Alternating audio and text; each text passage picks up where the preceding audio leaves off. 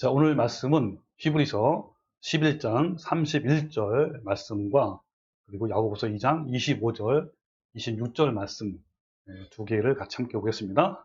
자, 히브리서 먼저 11장 31절 다 같이 시작. 믿음으로 기생 라합은 정탐꾼을 편안히 영접하였으므로 순종하지 아니한 자와 함께 멸망하지 아니하였도다. 그 다음에 야고보서 2장 25절 시작. 또 이와 같이 기생 라합이 사자들을 접대하여 다른 길로 나갈 때 행함으로 의롭다 하심을 받은 것이 아니냐? 영혼 없는 몸이 죽은 것 같이 행함이 없는 믿음은 죽은 것이라. 아멘. 자, 이 본문 말씀 가지고 오늘 주제의 말씀이 마지막 환난 중에 행함이 있는 믿음으로 구원받은 자들이라는 제목으로 같이 함께 알아보겠습니다. 네, 여러분 히브리서 11장 즉 믿음의 장애에 대한 설교가 이제 앞으로 두 번이면 마무리가 될 것 같아요. 네, 여러분 그동안 히브리서 11장을 배우면서 이 믿음이라는 것이 무엇인지 여러분 한번 이 시간에 말씀해 보세요. 자, 믿음이란 무엇일까요? 네, 여러분 진짜 믿음이라는 것은요, 듣고 이해하고 고백만 하는 것이 전부일까요? 네, 히브리서 11장에 나오는 믿음은요, 입술로 고백만 하는 것이 아니라 자신의 삶을 통해 증명되어야 진짜 믿음인 거예요. 믿음은요, 우리 삶 속에서 증명되어야 하는 거예요.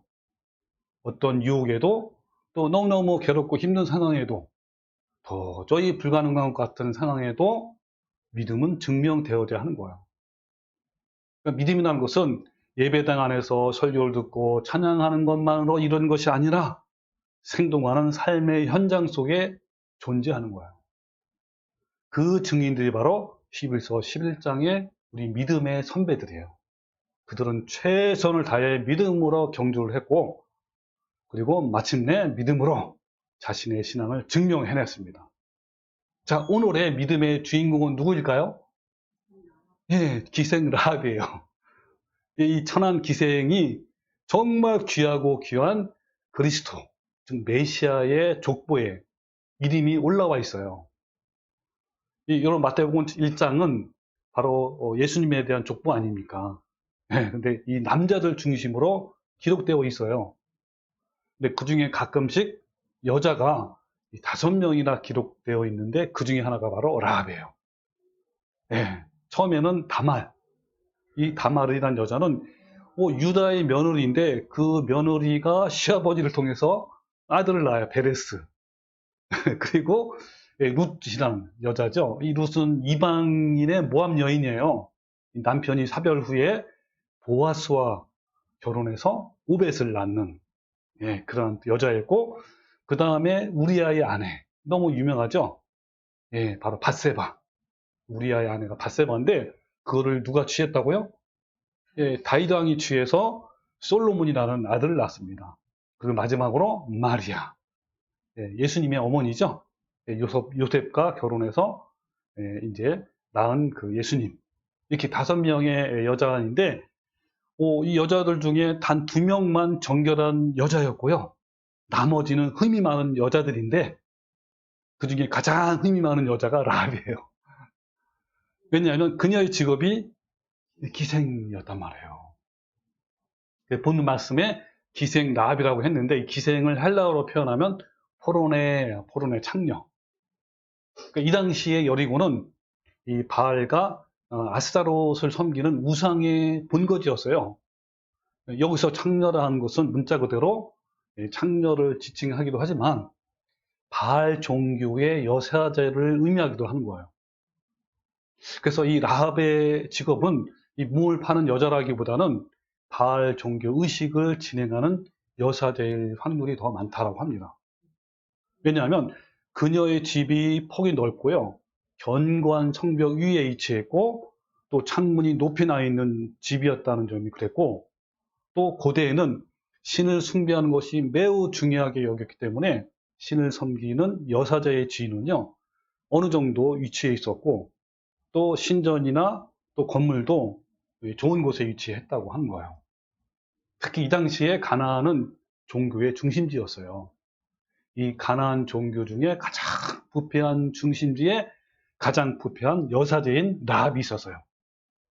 그래서 이제 마침 이스라엘 정탐꾼 2명이 이 라합의 집에 들어갔는데 그때 그 상황을 누군가가 보고 그 사실을 왕에게 보고했잖아요. 그때 왕이 보낸 군사들이 라합의 말만 듣고 원래는 샅샅이 수색을 해야 되는데 그냥 이 라합의 말만 듣고 그냥 보낸 거예요.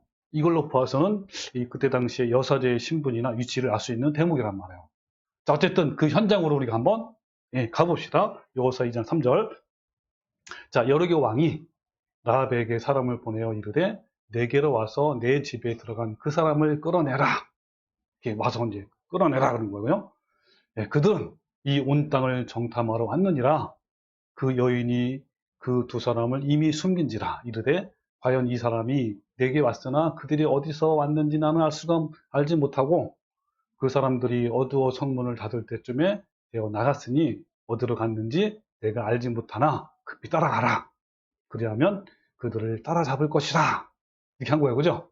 그리고 이미 그 정탐꾼을 어디에 숨었어요? 지붕에 올라가서 그 3대로 이렇게 숨긴 거란 말이에요. 네. 그러면서 그 사람들은 요단 나로부터 그들을 쫓아갔고 그들을 뒤로 뒤쫓는 자들이 나가자 성문이 닫혔다. 그러니까 여기 내용 보면 어때요? 그냥 나갔다. 그러니까 바로 쫓아간 거란 말이에요. 수색도 안 하고 이 정도로 이렇게 여사제의 위치가 있었단 말이에요. 자, 근데 제가 중요한 질문을 할게요. 여기에서 어떤 질문이냐면 왜 여호수아는 가나안 땅의 정복을 앞두고 정탐꾼을 보냈을까요? 이 정탐꾼을 사실 보내지 않아도 돼요. 그런데 여호수아는 굳이 보내야만 했을까요? 그러니까 여호수아가 여리고의 정탐꾼을 보낸 것과 40년 전에 모세가 가나안 땅에 12명의 정탐꾼을 보냈던 그 사건과는 다른 의미가 있어요. 이게 무슨 말이냐면 40년 전에 모세가 정탐꾼을 보낼 때에는 이미 가나안 땅은 하나님이 주신 땅이기 때문에 믿음으로 들어가기만 하면 분명히 하나님께서 가나안 땅을 주실 것이라는 믿음으로 출발한 것이 아니었어요. 그냥 그들이 정탐꾼을 보낸 것은 혹시나 하는 그런 불신앙으로 정탐해야겠다라는 생각으로 보낸 거예요. 근데 그때 당시에 여호수아도 어때요? 12명 정탐꾼 안에 포함되어 있잖아요. 그렇기 때문에 40년 전에 실패의 일을 잘 알고 있었어요. 그러나 이번 정탐은 하나님께서 보내도록 하신 거예요. 지시한 거란 말, 명령을. 자, 그 이유가 될 만한 내용이 여호수아 2장 1절에 나와요. 자, 뭐라 그러냐면 눈의 아들 여호수아가 시딤에서 2사람을 정탐꾼으로 보내며 이르되 가서 그 땅과 여리고를 엿보라 그랬어요. 그러면서 그렇게 하매 그들이 가서 라합이라는 기생의 집에 들어갔다라고 나왔어요. 그 엿보라고 명령했잖아요. 그렇게 하니까 바로 어떤 내용이 나오냐면 라합이라는 곳 집에 기생의 집에 들어갔다라는 말이 곧바로 나와요. 그러니까 정탐꾼이 여러 개 여리고에 들어가서 여러 가지 정탐을 했을 텐데 그 정탐한 내용은 나오지 않고 정탐의 시작부터 뭐가 등장하는 거예요? 라합이 등장시켜서 기록되고 있단 말이에요. 그리고 정탐의 과정에도 다른 거 안 나와요. 라합의 사건에 관련된 사건만 그냥 일관되게 나오는 거예요. 그리고 정탐의 결과도 역시 라합의 사건으로 끝이 맺어요. 마치 라합 때문에 이 모든 사건이 일어난 것처럼 기록되어 있어요, 성경은. 그 성경에 기록된 정탐꾼의 모든 결과를 볼 때 여호수아가 정탐을 보낸 것은 결국 라합의 구원 때문이었다라는 것을 우리는 분명히 알 수가 있는 거예요. 여러분, 하나님은요, 라합이 하나님께 대한 열린 마음과 그리고 하나님에 대한 갈망이 얼마나 간절했는지를 하나님은 알고 계신 거예요.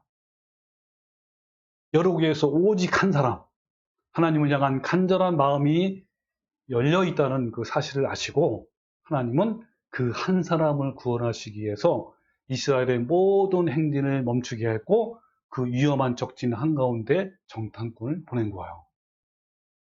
여러분, 하나님은요, 이와 같이 하나님을 찾고 찾는 사람을 외면하지 아니하시고 어떤 방법이든지 그 어떤 희생이든지 만나주시고 구원해 주시는 분이 바로 하나님이셔요. 자, 여기 보면요, 신명기 4장 29절에 내가 거기서 내 하나님 여호와를 찾게 되리니 만일 마음을 다하고 뜻을 다하여 그를 찾으면 뭐 한다고요? 만나리라. 또 예레미야 19장 13절 시작. 너희가 온 마음으로 나를 구하면 나를 찾을 것이요 나를 만나리라. 바로 하나님을 찾고 찾는 사람이 의인이에요. 그래가지고 시편 34편 15절에 여호와의 눈은 의인을 향하시고 그의 귀는 그들의 부르짖음에 기울어진다 그랬죠. 그리고 의인이 부르짖음에 여호와께서 들으시고 그들의 모든 환난에서 건지셨도다. 다 같이 시작. 여호와는 마음이 상한 자를 가까이 하시고 중심으로 통회하는 자를 구원하시는도다 그랬습니다. 바로 상하고 통회한 마음으로 주님 저를 제발 구원해 주세요. 저를 찾아 만나 주세요. 라는 한 사람에게 하나님은 그 눈이 다 마음이 가 있단 말이에요. 그래서 하나님은 그 마음이 하나님께 열려 있고 만나기를 갈망하는 자에게 또 진리를 찾는 자에게 분명히 오셔서 만나 주시고 진리의 길을 갈 수 있도록 도와주시는 분이에요. 하나님은 여리고성을 멸망시키기 직전에 하나님을 찾는 라합을 구원하시기 위해서 일부러 정탐꾼을 보낸 거예요. 그리고 이후로부터 1200년 후에 이 여리고성에 예수님이 또 일부러 찾아오셔요. 예수님은 누구를 만나기 위해서 여리고에 오셨을까요? 예, 그렇습니다. 당시에 이스라엘 백성들로부터 가장 멸시받고 천대를 받고 무시를 당했던 직업이 바로 세리였어요. 바로 그 세리의 신분이었던 삭개오를 만나기 위해서 예수님이 그 여리고를 방문한 거예요. 삭개오는요, 이스라엘 백성에게 세금을 불합리하게 거두어서 로마 황제에게 바치고 또 자신도 착복을 해야 되잖아요. 그러기 때문에 이스라엘 백성들로부터 더 착취를 한 거예요. 이런 신분이었던 이 세리란 말이에요. 그래서 언젠가부터 마음의 죄책감과 그리고 공허하고 외로운 마음 때문에 예수님이 메시아라는 소문을 듣고요. 예수님에 대한 갈망이 일어나기 시작한 거예요. 이 삭개오가. 예수님을 만나서 이 모든 죄악된 일을 버리고 새롭게 변화된 삶을 살고 싶은 마음. 그런 간절한 마음이 있었는데 그 마음을 아신 예수님이 일부러 그곳을 지나가신 거예요. 예, 그렇습니다. 예수님께서 일부러 여리고성을 지나가신 이유는 그 성의 공허한 마음을 채우기 위해서 하나님을 만나기를 갈망했던 삭개오가 있었기 때문에 그런 거예요. 또한 예수님은요, 이 사마리아를 굳이 지나가셔야 할 이유는 없었는데 그것도 더운 날씨에 또 그것도요, 당시에 이 사마리아인들은 유대인들과 서로 원수이고 지독히 싫어하는 관계였단 말이에요. 근데 왜 예수님이 사마리아 땅에 들어가야 했을까요? 네, 바로 마음이 갈급한 한 여인 때문에 그런 거예요. 우물가에 앉은 여인은요, 자신이 공허한 마음을 채우기 위해서 남편을 6명이나 바꾸면서 살아왔지만 그 마음이 여전히 목이 마른 상태였기 때문에 자신의 영적인 목마름을 채우기 위해서 참 진리이신 그리스도를 또 찾고 있었어요. 그 마음을 아신 예수님은 배고픔과 더위에 지치고 힘이 들었지만 일부러 그 여인에게 찾아가신 거예요. 여러분, 지금도 하나님은요, 자기를 찾고 찾는지를 두루두루 살피시고 계시는 겁니다. 오늘도 하나님은 하늘을 향해 열린 마음을 가진 사람들을 위해 진리를 가진 종도를 또 계속 보내고 계시는 거예요. 지금도.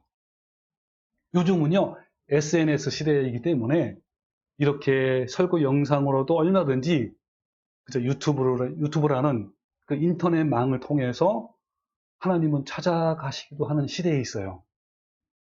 여러분, 하나님의 눈은 자기를 찾고 찾는 자에게 향하시고 있는데 그 하나님은 항상 영혼이 갈급해하는 저에게도 찾아오셨어요.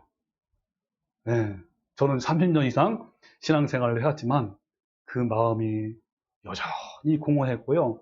그 공허한 마음을 채우려고 전 여기저기 막 다니면서 헤매고 다녔어요. 그러나 그 갈증을 해결하지 못하는 괴로운 상태에서 진리를 갈망하는 저에게 주님은 여지없이 저를 찾아오신 거예요. 저를 찾아오신 예수님은 나의 모든 영적인 갈증을 해결해 주셨고, 특히 요즘은요, 히브리서 11장의 말씀을 통해서 진짜 나그네의 삶이 무엇인지 깨닫게 하시고 당당히 그 길을 갈 수 있도록 하나님은 저를 도와주신 거예요. 할렐루야. 네. 저를 찾아오신 주님이 이제 여러분에게도 찾아오셨고, 또 유튜브를 통해서 이 영상을 보고 계신 분들에게도 진리이신 주님이 찾아오신 거예요. 여러분, 그 주님과 함께 멸망으로 인도하고 쉽고 편안한 넓은 길이 아니라 생명으로 인도하는 협착하고 좁은 길로 나가십시오. 믿음의 선진들처럼 이 땅에서 나그네의 신분으로 살아가십시오. 예, 하나님은 여리고성을 멸망시키기 직전에 하나님을 찾는 자들을 구원하시기 위해서 일부러 정탐꾼을 보내신 것처럼 이제 마지막 대환란기에 하나님을 찾는 자를 더 적극적으로 만나주시고요. 그 멸망에서 구원해 주실 거예요. 모든 좋은 선물과 선한 것들은 빛들의 아버지로부터 내려온다고 했는데 이 진리를 갈망한 라합에게 주님은 찾아오셔서 만나 주실 뿐만 아니라 귀한 선물을 또 주신 거예요. 어떤 선물을 줬을까요? 여기는 재미있는 로맨스가 있어요. 같이 한번 함께 봅시다. 자, 마태복음 1장 3절에 보면 이제 마태복음 1장은 그 예수님의 족보 나오잖아요. 그죠? 그중에 일부를 제가 따왔어요. 자, 유다는 다마락에서 베레스와 세라를 낳고, 베레스는 헤르손을 낳고, 헤스로는 람을 낳고, 람은 아미나답을 낳고, 아미나답은 나손을 낳고, 나손은 살몬을 낳고. 자, 그 다음 뭐요? 살몬은 누구에게서? 라합에게서 보아스를 낳고. 이 무슨 말입니까? 라합의 남편이 누구라는 거예요? 살몬이라는 거예요. 살몬. 자, 보아스를 낳고, 보아스는 루세게에서 오벳을 낳고, 오벳은 이세를 낳고, 이세는 누굴 낳았다고요? 다윗왕을 낳았다 그랬어요. 다윗왕의 결국은 누굽니까? 예수 그리스도를 낳는 거죠. 예, 이런 선물을 주셨어요. 자, 그러면요, 다윗의 족보는 정말 귀한 족보 아닙니까? 예수님의 족보이기도 하잖아요. 이 살몬의 이 부모는요, 유다 자손의 지도자 가문이었다라고 성경은 기록되고 있어요. 그게 뭐라고 하냐면 민수기 2장 5절에 유다 자손의, 즉 유다 지파의 지휘관은 아미나답의 아들 나손이요 그랬어요. 그러니까 나손은 그 유다 지파의 지휘관이란 말이에요. 가장 높은 위치에 있어요. 누가요? 이 나손이. 근데 이 나손의 아들이 바로 라합의 남편인 살몬이에요. 살몬. 네. 아니 어떻게 이스라엘의 유력한 집안의 아들이 창녀와 결혼할 수 있었을까요? 그녀의 신분이 바알의 여사제였는데 아니 어떻게 가능할 수 있을까요? 이방인이며 창녀였던 그녀와의 결혼이 어떻게 가능했을까요? 여러분 가능합니까? 더욱이나 지금도 아니고 옛날 그 시절에 도저히 불가능한 거예요. 근데 이럴 때 우리가 상상할 수 있는 것은 뭘 상상할 수 있을까요? 바로 수뇌보밖에 없어요. 즉 살몬과 라합의 사랑 이야기를 말하는 거예요. 후에 라합의 남편이 될 살몬은요, 여호수아가 보낸 2명의 정탐꾼 중에 한 명인 거예요. 그 사랑 이야기를 한번 그 현장으로 우리 같이 한번 가봅시다. 자, 여호수아 2장 1절에 자, 눈의 아들 여호수아가 시딤에서 두 사람을 정탐꾼으로 보내매 이르되 가서 그 땅과 여리고를 엿보라 하매 그들이 가서 어떻게 했다고요? 예, 라합이라는 기생의 집에 들어가 유숙하더니 그랬어요. 이때 당시에 라합은요, 자신의 집에 들어온 두 사람이 처음에는 누구였는지 잘 몰랐어요. 근데 밤중에 갑자기 정보를 입수한 왕의 군대가 막 들이닥쳤잖아요. 그때 이제 알게 된 거예요. 그리고 급히 막 숨긴 거 그때.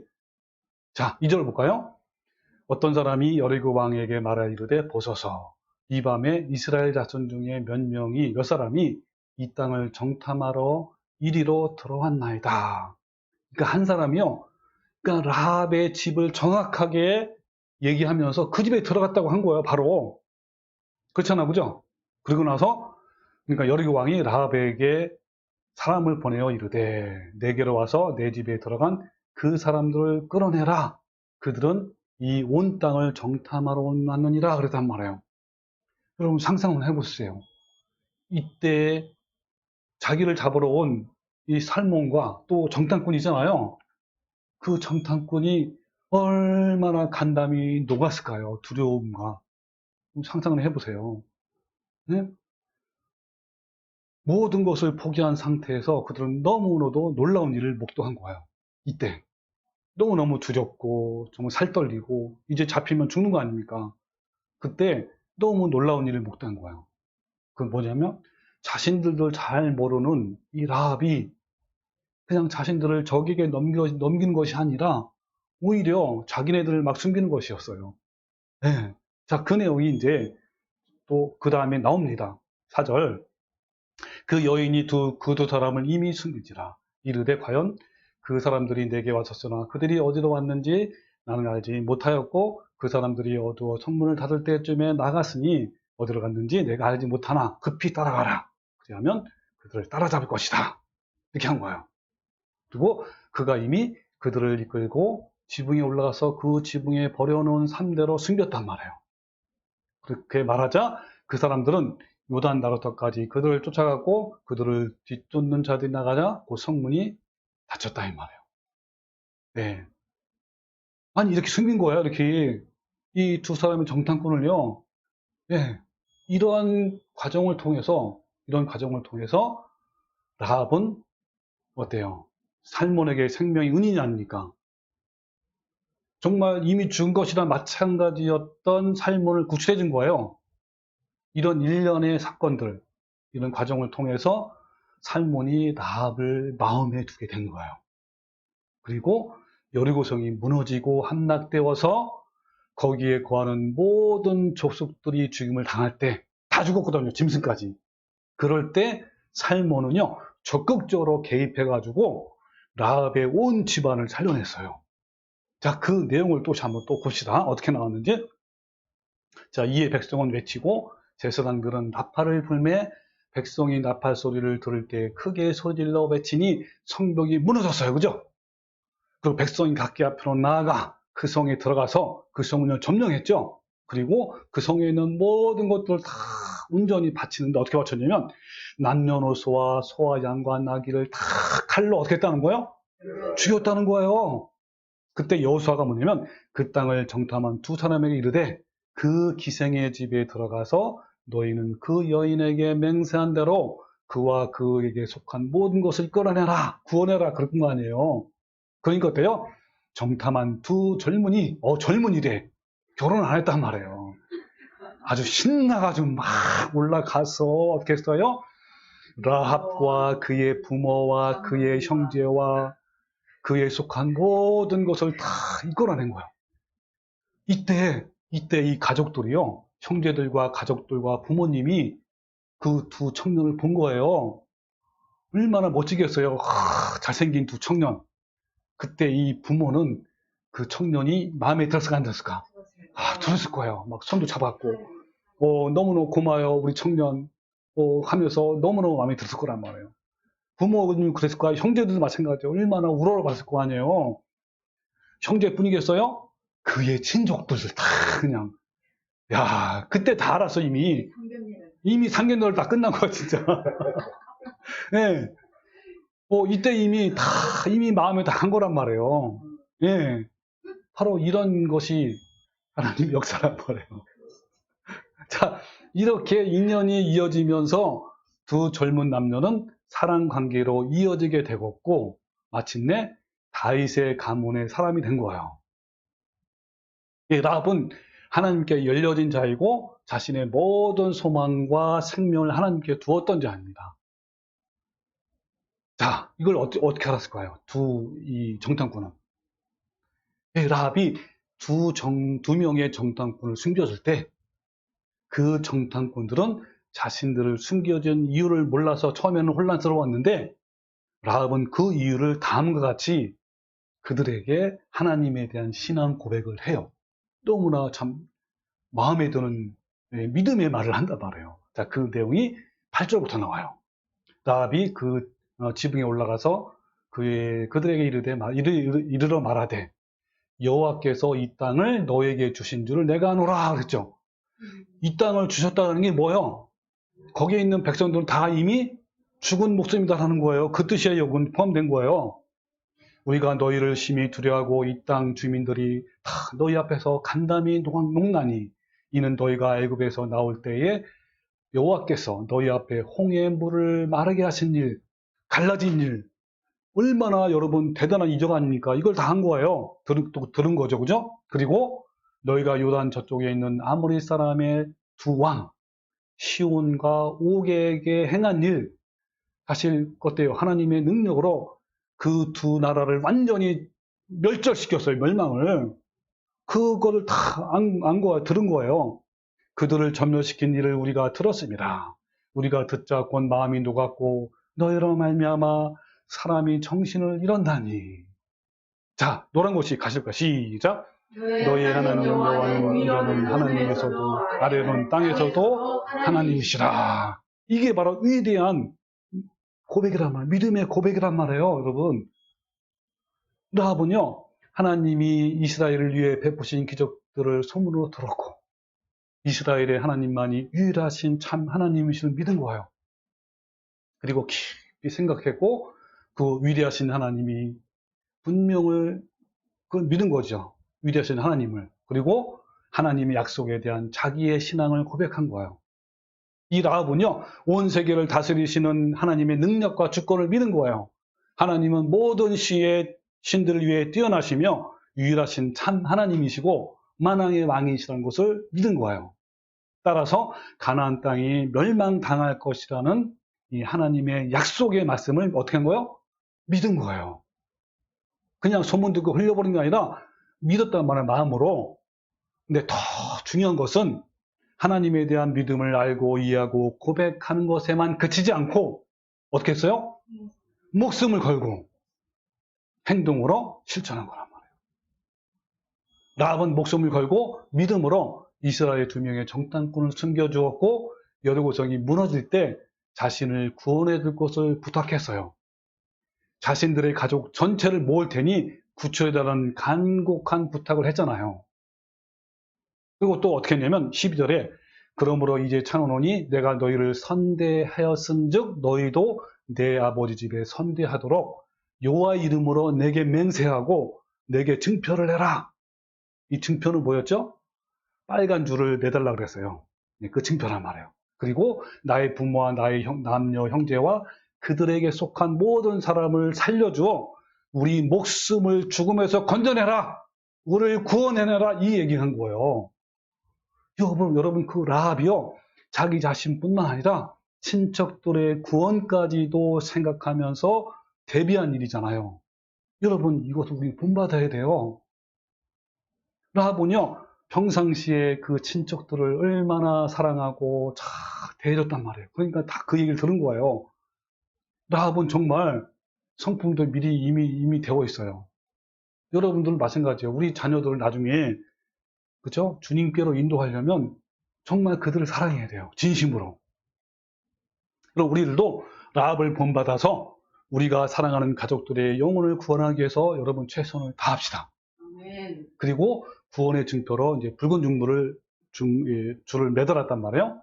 네, 그렇기 때문에 이 행동으로 그녀의 가족 전체가 살았어요.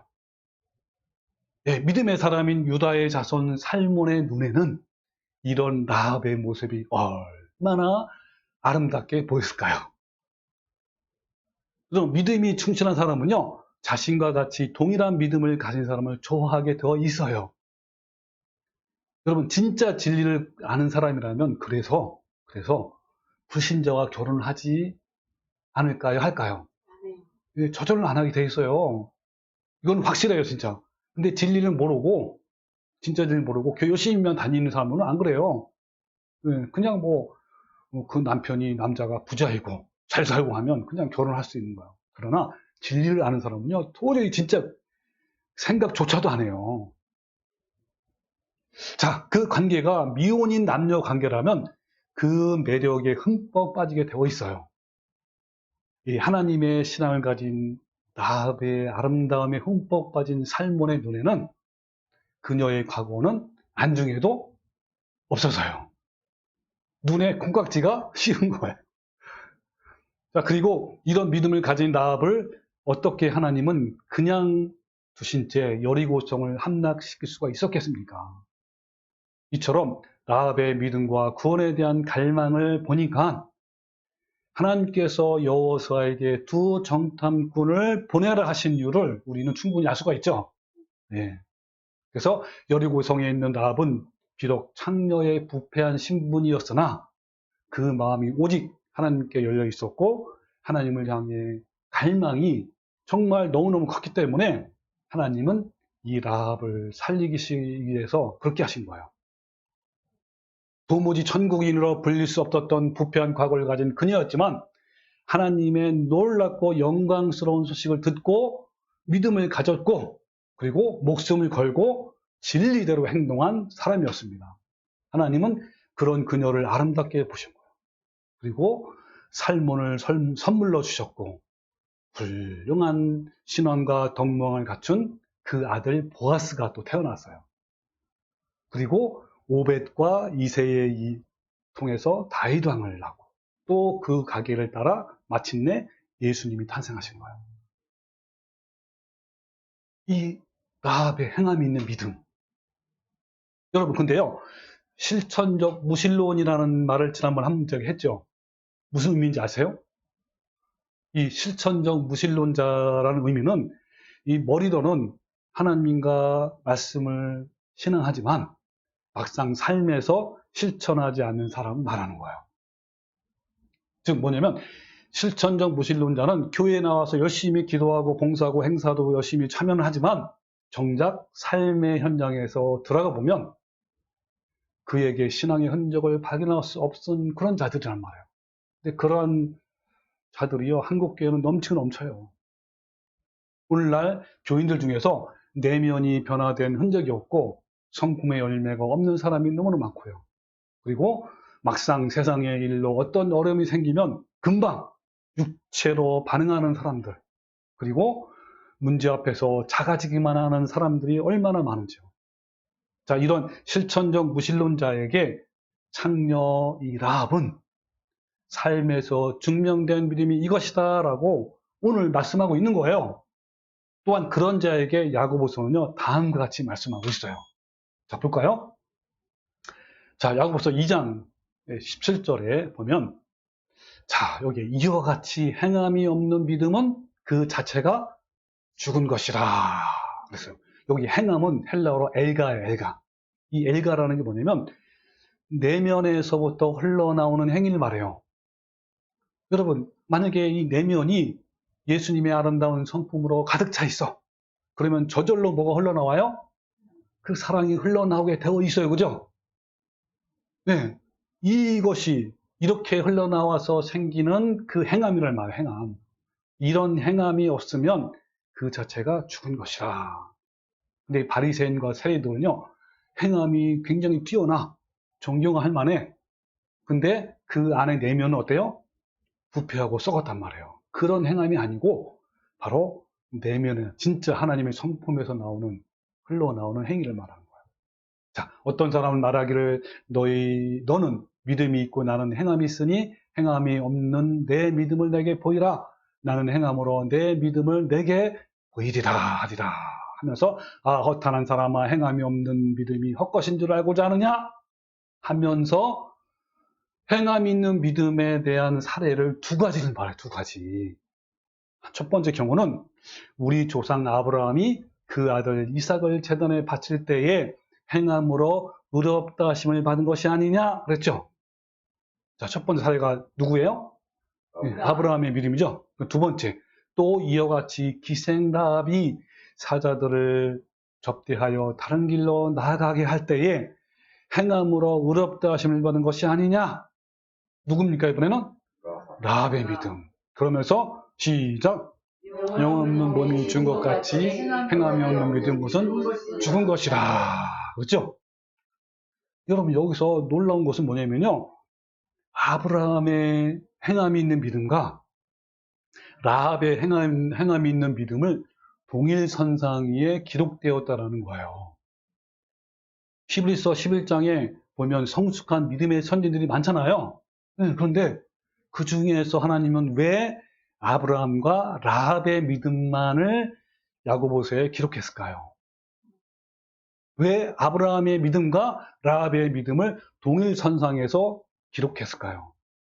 그것은요, 그만큼 어려운 상황에서 하나님에 대한 소식을 듣고 마음으로 믿었으며 또한 자신의 목숨을 걸고 믿음으로, 행동으로 옮겼기 때문인 거예요. 여러분, 아브라함을 잠깐 얘기할까요? 아브라함은요, 창세기 15장에서 80세 나이에 자손이 별과 같이 많을 것이라는 하나님의 언약의 말씀을 들었어요. 그죠? 그걸 믿었어요. 그것을 갖다가 의롭다 여김을 받은 거예요. 그때가 바로 믿음의, 즉 구원의 여정이 시작된 거예요. 믿음의 시작이고 구원의 시작이란 말이에요.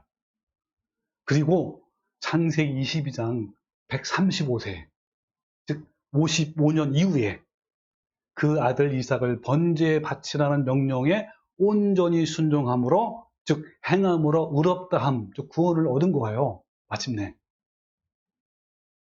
아브라함이 80세에 시작된 구원의 과정이 135세까지 이루는 동안 그의 불신앙으로 인해서 예를 들면 이스마엘의 출생을 하기도 하고 또 그랄 왕에게 아내를 누이라고 속이는 등 가끔 실패도 했어요. 넘어지기도 했단 말이에요. 그렇지만 그럼에도 불구하고 믿음이 연약해지지 않고 점점점 견고해져서 마침내 135세에 행함으로 의롭다함을, 구원을 받은 거예요. 여러분, 온전한 이 칭의 구원은요, 말씀을 이해하고 동의하는 것으로만 그친 것이 아니라 그 믿음이 삶 속에서 증명되어져야 하는 거예요. 그래서 아브라함은 이렇게 55년이란 긴 시간 동안 구원의 여정 과정을 통해서 이렇게 구원을 완전히 이뤘잖아요. 자, 긴 시간 동안 이렇게 구원의 과정이라면 라합의 믿음에 대한 증명은 여리고성이 멸망하기 직전에 아주 짧은 기간 동안에 이루어진 경우란 말이에요. 좀 다르죠, 그죠? 이 아브라함의 믿음은요, 보통 일상적인 경우의 믿음의 표본이라면 라합의 믿음은 예수님이 오시기 직전, 즉 마지막 대환란이란 짧은 기간에 이루어지는 믿음의 표본이라고 저는 생각해요. 그러다 보니까 제가 떠오르는 말씀이 있어요. 여러분 혹시 떠오르는 말씀 없어요? 자, 그 말씀이 바로 뭐냐면 요한계시록 18장 2절 말씀이에요. 좀 돌리신 분은 일어서서 좋아요. 자, 여기 2장 2절에 보면 뭐냐면 힘찬 음성으로 외쳐 이르되 무너졌도다 무너졌도다 큰 성 바벨론이요. 그러면서 이 바벨론이 어떤 바벨론이냐면 귀신의 처소와 각종 더러운 영이 모이는 곳과 각종 더럽고 가증한 새들이 모이는 곳이 되었도다. 이 새들은 마귀들이에요. 그죠? 그리고 그 음행의 진노의 포도주로 말미암아 만국이 무너졌으며 또 왕의 왕들이 그와 더불어 음행했으며 그랬죠. 이 땅의 왕들은 정치적인 세력을 말해요. 네, 같이 연합을 했단 말이에요. 쉽게. 그 다음에 땅의 상인들 뭡니까? 예, 만약 경제권을 장악한 세력들 있잖아요. 예, 그 상인들도 그 사치의 세력으로 치부되었다. 같이 연합을 했단 말이에요. 큰 바벨론과 연합을 했단 말이에요. 또 내가 들음에 하늘로부터 다른 음성이 나서 이르되, 뭐래요? 다 시작. 내 백성아 거기서 나와 그의 죄에 참여하지 말고 그가 받을 재앙들을 받지 말라 그랬죠. 또 이 말씀 들어봤죠? 예, 여러분 잘 아시겠지만 요한계시록 17장에 묘사된 바벨론은 땅의 음료들과 가증한 것들의 어미라고 그랬잖아요. 여기서 어미라는 의미는 우두머리 두목입니다. 당연히 그 우두머리는 현재 적그리스도. 누구예요? 예, 교환권을 말합니다. 그리고 음료들은 하나님을 배교한 교회들을 말하는 것이고, 가증한 것들은 이 세상의 우상과 사탄을 숭배하는 모든 종교를 말하는 거예요. 따라서 바티칸의 교환권은 배교한 교회들과 가증한 모든 종교의 우두머리란 말이에요. 그리고 지금 방금 읽은 이 계시록 18장에 표현된 큰 성 바벨론은요, 바티칸의 교환권뿐만 아니라 뭐요? 정치 세력과 경제 세력을 장악한 세력이 같이 어떻게 했다는 거요? 하나가 된 하나. 연합해서 하나님을 대적하는 이 땅의 모든 권세를 의미하는 거예요. 하나님께서는 계시록 17장에 바벨론에 대한 심판의 경고가 나오고, 그리고 18장에는 큰 성 바벨론을 말씀하시면서 그 바벨론에서 나와서 그의 재임에 참여하지 말고 그 재앙을 받지 말라라는 경고의 메시지를 전하고 있어요.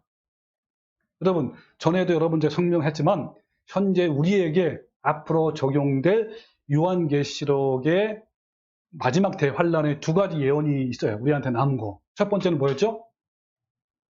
마지막 짐승의 표 환란이죠. 그 다음 이어서 뭐예요? 두 번째? 일곱 대접의 재앙이 우리에게 남아있어요. 나머지는 거의 다 이루어졌어요. 자, 짐승의 표의 환란 때가 이제 마지막 은혜를 받을 수 있는 때이고 구원의 날이에요. 이때 어떻게 우리는 우리 자녀들에게, 우리 친지들에게 내 백성아 곡선아와 그 죄에 참여하지 말고 그가 받을 재앙을 받지 말라라는 메시지를 우리는 해야 된단 말이에요. 그죠? 그럴 때 듣고 그죠? 믿음으로 반응하는 사람이 온단 말이에요. 라합처럼. 그죠? 우리도 어때요? 라합이 죽으면 죽으리다라고 나간 것처럼요. 우리도 그때 행함으로 믿음을 증명하는 사람들이 되어야 돼요. 그때 우리 가족들과 친지들 중에 나온 거란 말이에요. 중세기 때에도요, 로마 교황권은 당시의 정치 세력인 신성 로마 제국의 황제들과 연합한 권세를 가지고 자신의 계명과 규례를 따르지 않는 참성들을 그렇게 무참하게 박해를 가했는데, 이제 앞으로 닥쳐올 마지막 짐승의 표 환란 때에도 동일한 이유로 참성들을 그렇게 박해를 할 거예요. 미래에 일어날 적그리스도의 박해는 중세기 때보다 더 심하단 말이에요. 예, 더 큰 박해가 된단 말이에요. 그런데 매우 아쉽게도 현재 교회는요, 현재 바티칸의 교황권이 적그리스도라고 증거하는 곳이 거의 없어요. 오히려 세계 종교 통합 운동, 연합 운동을 하는데 가톨릭 중심으로 전 세계적으로 이루어진단 말이에요. 그리고 지금 현재 우리 한국 교회는요, 총과 칼이 없는데도 자진해서 가톨릭 교황의 계명과 규례를 따르고 있어요. 정말 이 얼마나 어처구니 없는 일입니까? 현재 믿음의 신앙이 이 정도이니 마지막 짐승의 표환란기 시기에는 얼마나 많은 교회가 정말 무서운 박해로 인해서 적그리스도인 교황권을 따르고 순종하지 않겠습니까?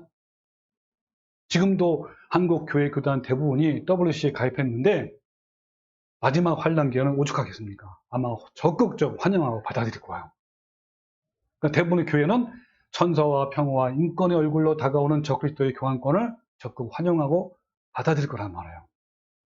중세기에 교황권에 저항하면서 진리를 전하고 끝까지 믿음을 지켰던 믿음의 선진들, 바로 프로테스탄트, 종교 개혁자들처럼 우리도 적그리스도가 누구인지 잘 분별해서 끝까지 믿음을 지키는 성도가 되어야 하는 거예요. 그리고 이때 우리는 계시록 18장에 나오는 하늘의 외침처럼, 즉 내 백성아 거기서 나와 그의 죄에 참여하지 말고 그가 받을 재앙들을 받지 말라 라는 하나님의 외침을 어때요? 우리도 우리 자녀와 주위 사람들에게 담대하게 바벨론에서 나오라고 외쳐야 하는 거예요. 여러 백성이 무너지기 직전에 하나님의 위대하심을 믿고 자신의 목숨을 걸고 의롭다함을 받은, 구원을 받은 라합처럼 마지막 환난 때에도 우리가 먼저 목숨을 걸어야 돼요. 걸고 진리를 전하고 외칠 때 우리 자녀들도 이 메시지를 듣고 역시 목숨을 걸고 바벨론에서 탈출하여 하나님만 따르게 되는 믿음의 사람이 되는 거예요. 이들은 구원을 이루는 과정이 매우 짧지만 목숨을 내놓는 절체절명의 그 순간에도 행함이 있는 믿음으로 구원을 받게 된 거란 말이에요.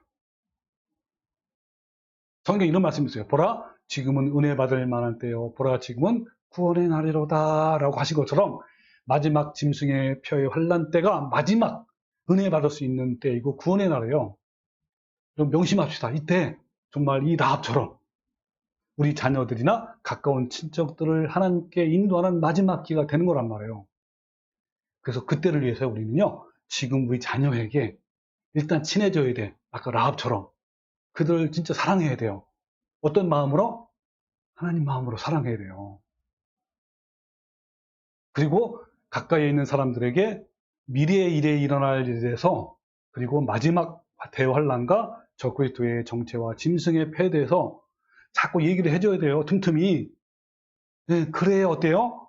마지막 짐승의 환란이 진짜 왔을 때 그들이 그 상황을 이해를 하게 돼요. 아, 그때 엄마가, 그때 아빠가 이런 얘기 해줬구나. 오, 진짜 그러네? 이러면서 그 바벨론에서 나오게 되는 거예요. 그래서 14년 15절에 짐승의 우상에게 경배하지 아니하는 자는 몇이든 다 죽이게 하더라 라는 말씀처럼 이 시기는 짐승인 적그리스도를 따르지 않고 짐승의 표를 받지 않는 자들 무차별하게 죽임을 당하는 절체절명의 시기란 말이에요. 이때 바벨론에서 나오게 되는 우리 자녀들과 친지들은요, 행함으로 구원을 받은 라합처럼 말씀을 듣고 고백만 하는 것이 아니라 행함으로, 믿음으로 증명해야 된다는 거예요. 바벨론에 남아있는 우리 자녀들을 구원하기 위해서, 그리고 그들이 세상에 내릴 하나님의 진노의 심판을 피하도록 하기 위해서 우리도 어떻게 외쳐야 돼요? 네, 거기서 나와 그의 죄에 참여하지 말고 그가 받을 재앙을 받지 말라라고 외칠 수 있는 하나님의 용감한 군사가 되어야 하는 거예요. 히브리서 11장의 믿음의 사람처럼 우리도 적그리스도의 박해를 두려워하지 않고 라합처럼 생명을 걸고 자신의 믿음을 행함으로 증명해야 되는 거란 말이에요. 히브리서 11장의 믿음의 선진들은 보이지 않는 약속들을 붙잡고 소망하고 확신하는 믿음으로 말미암아 어떤 상황에도 이기는 삶을 살았어요. 뭐 또 보이지 않고 희망이 없는 상황 속에서도 약속을 붙잡고 달렸단 말이에요. 여러분, 이와 같이 믿음은 삶 속에서 증명되어져야 하는 거예요. 생동하는 삶 속에서 또 엄청난 박해 가운데서 죽음의 위협 가운데서 그 믿음을 어떻게 해야 돼요? 증명해내야 된다는 거예요. 여러분, 인생을 살아가면서 우리는 수많은 역경을 직면합니다. 전혀 예측하지 못하는 순간과 비바람을 맞기도 하고요. 때로는 아무런 준비 없이 닥치는 수많은 깊은 수렁을 만나기도 해요. 그러나 이제는 어때요? 우리는 믿음으로 어떤 상황에도 흔들리지 않고 여전히 우리를 사랑하시는 하나님을 신뢰할 수 있어야 하는 거예요. 이제는 더 이상 방황하지 말고 세상의 쾌락에 미혹되지 말고 의연하게 나그네의 길을 가야 하는 거예요. 여전히 고통스러워도 하나님을 신뢰함으로 하나님이 주신 기쁨과 평안 안에 머물러야 하는 겁니다. 여러분은 지금 어떤 상태입니까? 이제 앞으로 다가올 마지막 짐승의 표 혼란과 핍박을 견디기 위해서 히브리서 11장의 믿음의 선지들처럼 변하지 않는 믿음이 요구되는 거예요. 이러한 믿음으로 의롭다함을 받는 거란 말이에요. 믿음의 결국은 구원을 받는 거예요. 한 번 구원은 영원하다라는 거짓 교리는요, 마지막 환난 때 절대로 끝까지 견디지 못합니다. 그러나 많은 교인들이 예수님이 십자가에 다 이뤄놓았으니 나는 그저 그 사실을 믿기만 하면, 고백하고 영접받기만 하면 구원을 받고 영원히 구원받는 거야, 이렇게 생각하는 거예요. 이런 사람은요, 결코 두렵고 떨림으로 구원을 이뤄나가는 치열한 믿음의 싸움을 싸울 수가 없기 때문에 절대로 거룩함을 이루지 못해요. 이들은요, 구원에 이를 수 있는 믿음의 싸움을 하지 못합니다. 이게 바로 사탄의 전략이에요. 그 사탄의 전략을 온 한국교회에 다 뿌려놨어요. 사탄은 우리가 믿어야 할 복음의 열정을 다 뺏어버리고 치열한 복음의 전투와 싸움을 해야 할 모든 교인들에게서 전투력을 잃어버리게 했단 말이에요. 얼마나 끔찍한 일입니까? 하나님을 믿는다 하면서 하나님께 순종하는 삶을 살지 않으면 그것이 어떻게 믿음이 되겠습니까? 믿는다고 고백만 하면 구원을 받는다라고 하면서 세상을 사랑하고 탐욕과 정욕대로 산다면 그것이 어떻게 믿음이라고 할 수 있겠습니까? 그 믿음이 자기를 구원하겠느냐? 행함이 없는 믿음은 헛것이며 죽은 것이다 라고 하나님이 분명히 말씀했어요.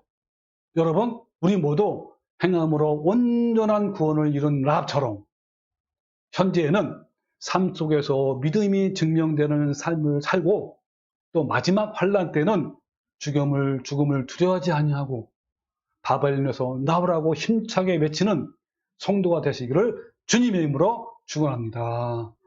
아멘.